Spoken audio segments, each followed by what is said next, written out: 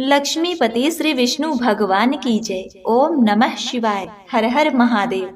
आप सभी भक्तों को श्री लक्ष्मी जी को प्रिय मार्गशीर्ष पूर्णिमा की बहुत बहुत शुभकामनाएं। लक्ष्मी जी विष्णु भगवान शिव जी की कृपा आप और आपके पूरे परिवार पर सदा सर्वदा बनी रहे। मार्गशीर्ष पूर्णिमा के दिन भूल से भी हमें क्या नहीं करना चाहिए जिससे हमें इसका दुष्परिणाम भुगतना पड़े।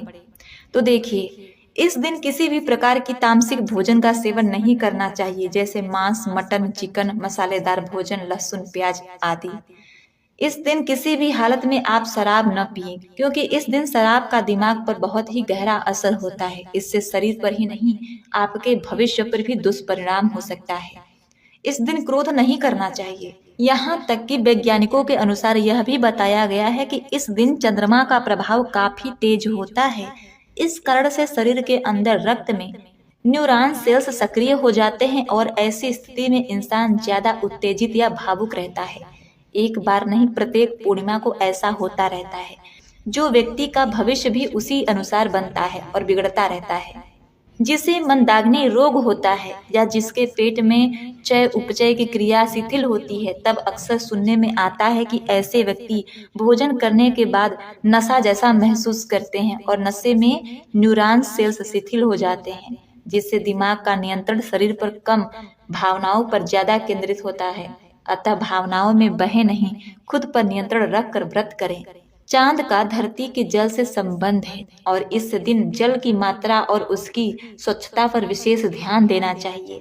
इस दिन पूर्ण रूप से जल और फल ग्रहण करके उपवास करें, और यदि इस दिन उपवास नहीं कर सकते तो इस दिन सात्विक आहार ही ग्रहण करें, ज्यादा बेहतर होगा। इस दिन काले रंग का प्रयोग न करें। इस दिन काले रंग का प्रयोग नहीं करना चाहिए, इससे नकारात्मकता बढ़ती है। इस दिन सूर्यास्त के बाद दान न करें। कहते हैं कि ऐसा करने से घर में गरीबी आती है। मान्यता है कि महिला इस दिन सूर्यास्त के बाद बालों में कंघी न करें, क्योंकि इसे अशुभ माना जाता है।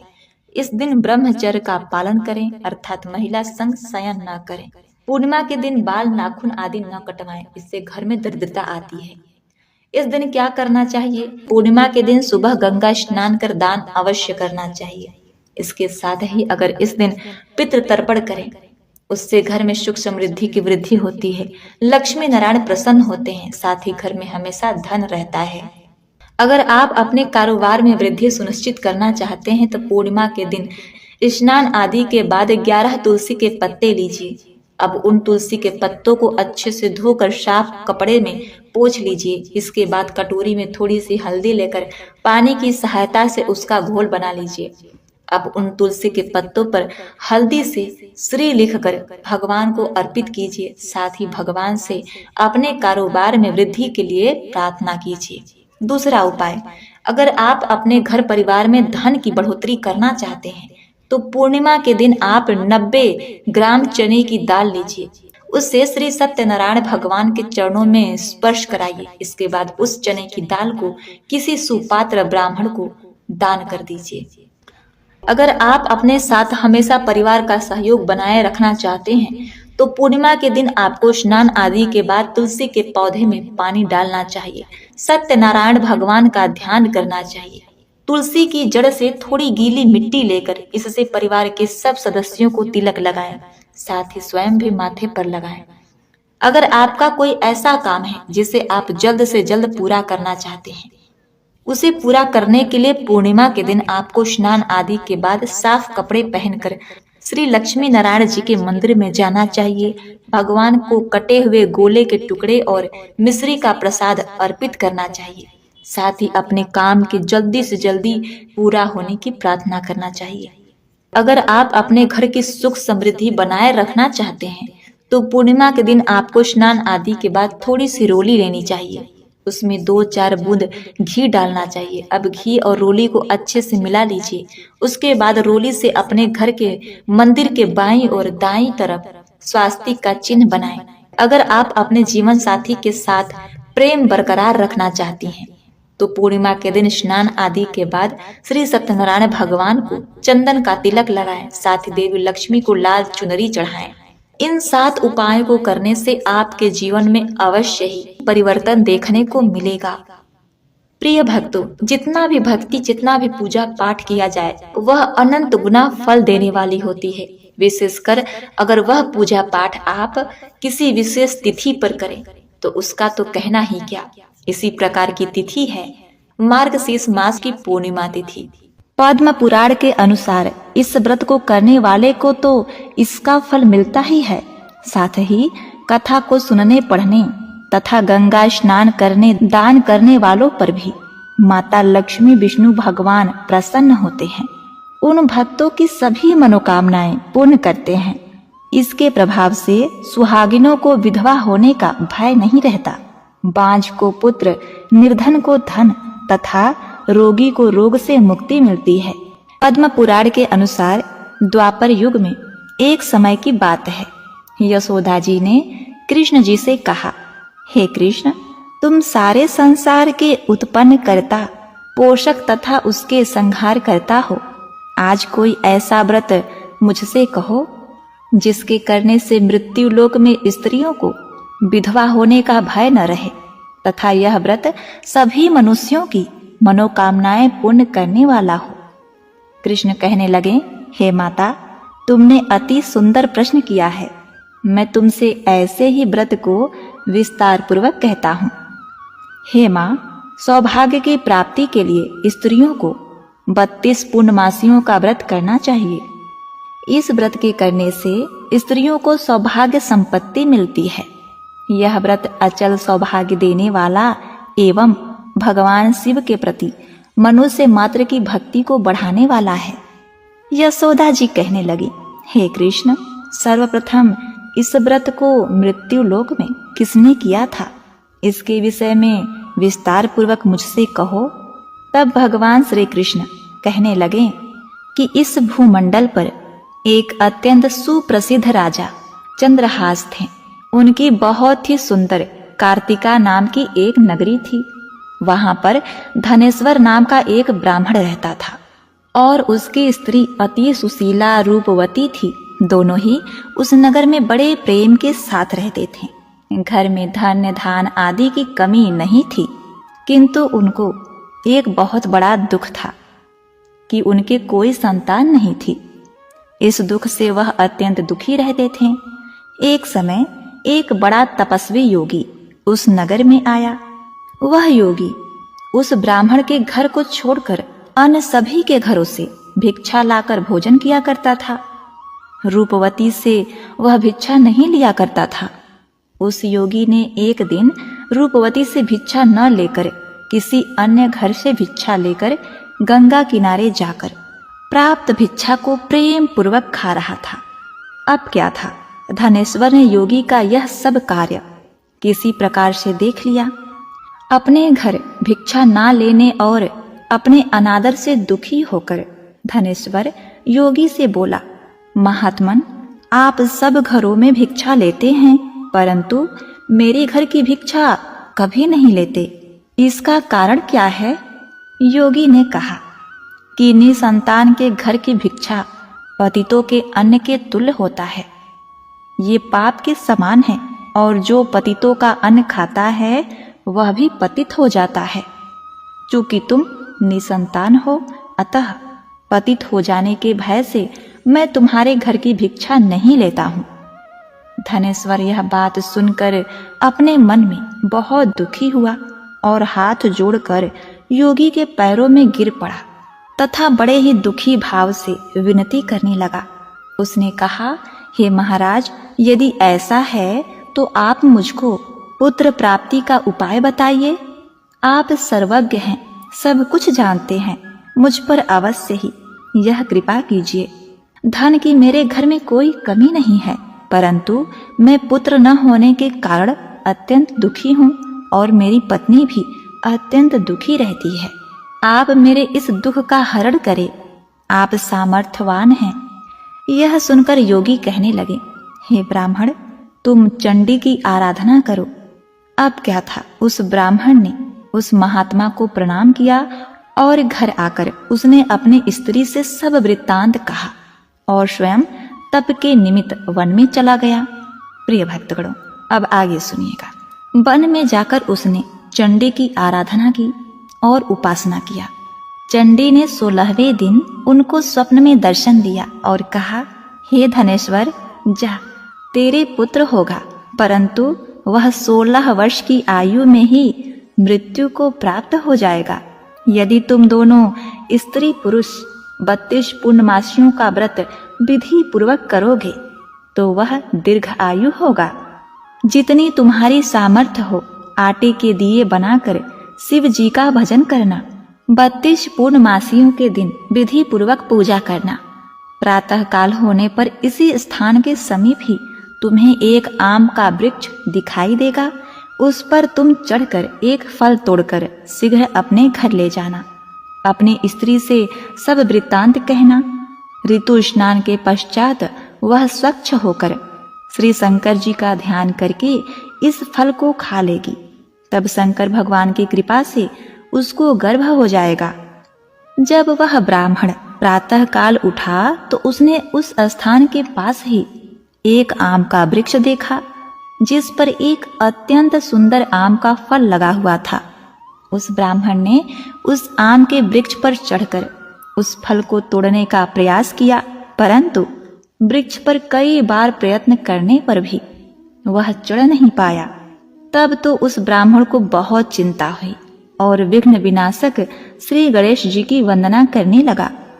उसने कहा, हे दयानिधि, अपने भक्तों के विघ्नों का नाश करके उनके मंगल कार्य को करने वाले, दुष्टों का नाश करने वाले, रिद्धि सिद्धि के देने वाले, आप मुझ पर कृपा करके इतना बल दें कि मैं अपने मनोरथ को पूर्ण कर सकूं।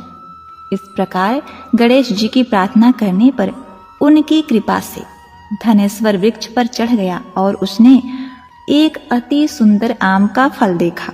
उसने विचार किया कि जो वरदान से फल मिला था वह यह है और कोई फल दिखाई नहीं देता। इसीलिए उस धनेश्वर ब्राह्मण ने जल्दी से उस फल को तोड़कर अपने स्त्री को लाकर दिया और उसकी स्त्री ने अपने पति के कहे अनुसार उस फल को खा लिया और वह गर्भवती हो गई। देवी जी की असीम कृपा से उसे एक अत्यंत सुंदर पुत्र उत्पन्न हुआ, जिसका नाम उसने देवी दास रखा। माता पिता के हर्ष और शोक के साथ वह बालक शुक्ल पक्ष की चंद्रमा की भांति अपने पिता के घर में बढ़ने लगा। भवानी की कृपा से वह बालक बहुत ही सुंदर, सुशील और विद्या पढ़ने में बहुत ही निपुण हो गया। दुर्गा जी की आज्ञा अनुसार उसकी माता ने 32 पूर्णमासी का व्रत रखना आरंभ कर दिया था, जिससे उसका पुत्र बड़ी आयु वाला हो जाए। 16वां वर्ष लगते ही देवीदास के माता पिता को बड़ी चिंता हो गई कि कहीं उसके पुत्र की इस वर्ष मृत्यु न हो जाए। इसीलिए उन्होंने अपने मन में विचार किया कि यदि यह दुर्घटना उनके सामने हो गई तो वे कैसे सहन कर सकेंगे। अतः उन्होंने देवीदास के मामा को बुलवाया और कहा, हमारी इच्छा है कि देवीदास 1 वर्ष तक काशी में जाकर विद्या का अध्ययन करें और उसको अकेला भी नहीं छोड़ना चाहिए। इसीलिए साथ में तुम चले जाओ और 1 वर्ष के पश्चात उसको वापस लौटा लाना। सब प्रबंध करके उसके माता पिता ने काशी जाने के लिए देवीदास को एक घोड़े पर बैठाकर उसके मामा को उसके साथ भेज दिया, किंतु यह बात उसके मामा या किसी और से नहीं कही। धनेश्वर ने अपनी पत्नी के साथ अपने पुत्र की मंगल कामना तथा दीर्घ आयु के लिए भगवती दुर्गा की आराधना और पूर्णमासियों का व्रत करना आरंभ कर दिया। भगवान विष्णु की आराधना की। इस प्रकार बराबर 32 पूर्णमासी का व्रत पूरा किया। कुछ समय पश्चात एक दिन वो दोनों मामा और भांजा मार्ग में रात्रि बिताने के लिए किसी गांव में ठहरे थे। उस दिन उस गांव में एक ब्राह्मण की अत्यंत सुंदरी, सुशीला, विदुषी और गुणवती कन्या का विवाह होने वाला था। जिस धर्मशाला के अंदर वर और उसकी बारात ठहरी हुई थी, उसी धर्मशाला में देवीदास और उसके मामा भी ठहरे हुए थे। संयोगवश कन्या को तेल आदि चढ़ाकर मंडप आदि का कृत किया गया तो लग्न के समय पर वर को मृगी का दौरा पड़ा। वर के पिता ने अपने कुटुंब से परामर्श करके निश्चय किया कि यह देवीदास मेरे पुत्र जैसा ही सुंदर है, मैं उसके साथ ही लग्न कर देता हूँ और बाद में विवाह के अन्य कार्य मेरे लड़के के साथ हो जाएंगे। ऐसा सोचकर देवीदास के मामा से जाकर वह व्यक्ति बोला कि तुम थोड़ी देर के लिए अपने भांजे को हमें दे दो, क्योंकि मेरे पुत्र को मृगी का दौरा पड़ा है, उसके साथ लग्न नहीं हो सकता। यदि इस बात का पता लड़की वालों को चलेगा तो हमारी बदनामी होगी और इतना अच्छा रिश्ता टूट जाएगा। तब उसका मामा कहने लगा कि जो भी कुछ कन्यादान के समय वर को मिलेगा सब कुछ हमें दे दिया जाए तो मेरा भांजा इस बारात का दूल्हा बन जाएगा। यह बात सुनकर वर के पिता ने स्वीकार कर देवीदास को अपने बेटे के रूप में दूल्हा बना दिया और इसके साथ सब विवाह कार्य रात्रि में विधि पूर्वक संपन्न हो गया। पत्नी के साथ वह भोजन न कर सका और अपने मन में सोचने लगा कि न जाने यह स्त्री कैसी होगी। वह एकांत में इन्हीं सब बातों को सोचने लगा तथा उसकी आंखों से आंसू भी आ गए। तब बधू ने पूछा कि क्या बात है, आप इतने उदासीन और दुखी क्यों हो रहे हैं। तब उसने सब बातें जो वर के पिता व उसके मामा में हुई थी उसको बतला दी। तब कन्या कहने लगी, यह ब्रह्म विवाह के विपरीत हो कैसे सकता है। देव, ब्राह्मण और अग्नि के सामने मैंने आपको ही अपना पति बनाया है, इसीलिए आप ही मेरे पति हैं। मैं आपकी ही पत्नी रहूंगी, किसी अन्य की कदापि नहीं। तब देवीदास ने कहा, ऐसा मत करिए, क्योंकि मेरी आयु बहुत थोड़ी है, मेरे पश्चात आपकी क्या गति होगी। इस बात को अच्छी तरह विचार कर लो। परंतु वह दृढ़ विचार करने वाली थी, बोली कि जो आपकी गति होगी वही मेरी गति होगी। हे स्वामी, आप उठिए और भोजन करिए, आप निश्चित ही भूखे होंगे। इसके बाद देवीदास और उसकी पत्नी दोनों ने भोजन किया तथा शेष रात्रि वे सोते रहे। प्रातः काल देवीदास ने अपनी पत्नी को 3 नगों से जड़ी हुई एक अंगूठी दी, एक रुमाल दिया और बोला, हे प्रिय, इसे लो और संकेत समझकर स्थिर चित्त हो जाओ। निश्चिंत होकर तुम आराम से अपने पिता के घर रहो। मेरा मरण और जीवन जानने के लिए एक पुष्प वाटिका बना लो, जिसमें सुगंधित वाली एक वन मल्लिका लगा लो। उसको प्रतिदिन जल से सिंचती रहना और आनंद के साथ खेलो कूदो तथा उत्सव मनाओ। जिस समय जिस दिन मेरा प्राणांत होगा, मैं मरूंगा, ये फूल सूख जाएंगे और ये फिर हरे भरे हो जाएं तो जान लेना कि मैं जीवित हूँ। देवीदास यह समझाकर वहाँ से चला गया। प्रातः काल होते ही वहाँ पर गाजे बाजे बजने लगे और जिस समय विवाह के कार्य समाप्त करने के लिए वर तथा सब बाराती मंडप में आए तो कन्या ने वर को भली प्रकार से देखकर अपने पिता से कहा, यह मेरा पति नहीं है, मेरा पति वही है जिसके साथ रात्रि में मेरा विवाह हुआ था। इसके साथ मेरा विवाह नहीं हुआ है। यदि यह वही है तो बताए, मैंने इसको क्या दिया। कन्यादान के समय जो मैंने आभूषण आदि दिए थे उन्हें दिखाए तथा रात में मैंने कौन सी गुप्त बातें इससे कही है वो बताए। ये सब सुनकर पिता ने उसके कथन अनुसार वर को बुलाया। कन्या की यह सारी बातें सुनकर वह कहने लगा कि मैं कुछ नहीं जानता। इसके पश्चात लज्जित होकर वह अपना सा मुंह लेकर चला गया और सारी बारात भी अपमानित होकर वहां से लौट गई। प्रिय भक्तगणों, भगवान श्री कृष्ण आगे कहते हैं, हे माता, इस प्रकार देवीदास काशी विद्या अध्ययन के लिए चला गया। जब कुछ समय बीत गया तो काल से प्रेरित होकर एक सर्प रात के समय उसको डसने के लिए वहां आया। उस विषधर के प्रभाव से उसके शयन का स्थान चारों ओर से विष की ज्वाला से विषैला हो गया। माता पिता के पूर्णमासी व्रत करने के प्रभाव से वह सर्प उसको काट नहीं पाया, क्योंकि पहले ही उसके माता ने 32 पूर्णमासी का व्रत कर रखा था। इसके बाद दोपहर के समय स्वयं काल वहां आया और उसके शरीर से उसके प्राणों को निकालने का प्रयास करने लगा, जिससे वह मूर्छित होकर पृथ्वी पर गिर पड़ा।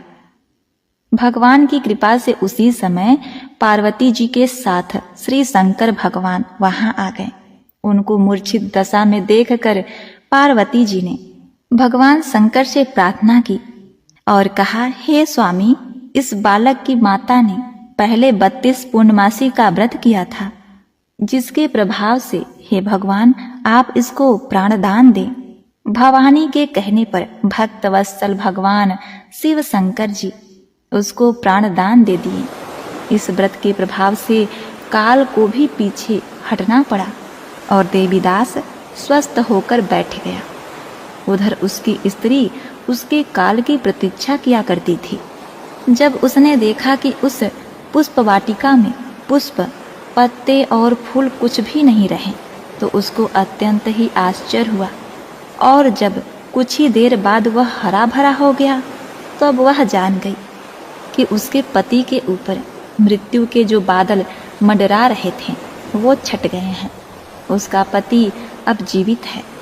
यह देखकर वह बहुत ही प्रसन्न मन से अपने पिता से कहने लगी, पिताजी, मेरे पति जीवित हैं, आप उनको ढूंढिए।